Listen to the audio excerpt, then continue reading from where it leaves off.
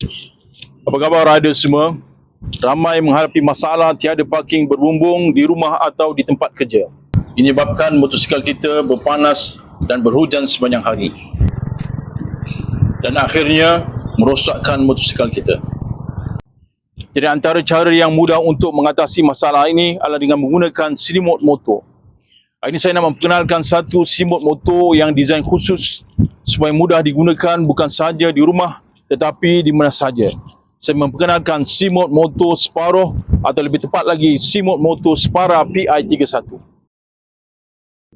Keunikan utama selimut motor ini saiznya lebih kecil daripada selimut motor biasa.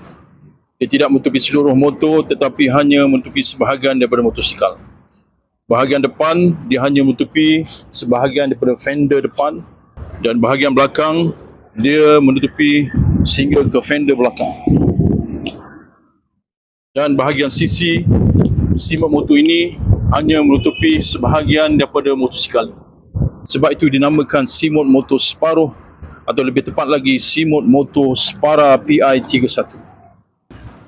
Disebabkan selimut motor ini kecil, maka ia sangat mudah untuk digunakan.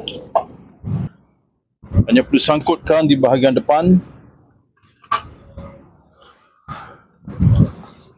dan juga di bahagian belakang. Dan di bahagian sisi selimut motor ini juga disediakan tali pengikat yang mana kita boleh gunakan terutama sekali ketika keadaan angin yang kuat.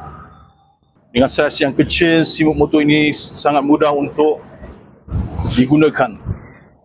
Hanya mengambil masa beberapa saat saja untuk pasang dan simpan selimut motor ini. Jadi dengan saiz yang kecil, jadi selimut motor ini mudah untuk dibawa ke mana sahaja. Jadi kita boleh gunakan selimut motor ini di tempat kerja, di parking-parking umum ataupun ketika kita ride. Selimut motor ini dibuat dengan menggunakan canvas yang tebal. Bahagian luarnya licin seperti kulit, 100% waterproof, dan bahagian dalam selimut motor ini adalah lembut seperti kain, jadi dia tidak merosakkan motosikal anda.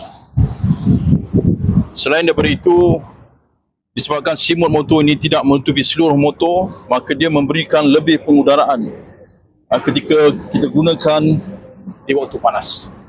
Jadi bagi riders yang berminat dengan selimut motor ini, boleh hubungi saya atau layari laman web selimutmotor.com.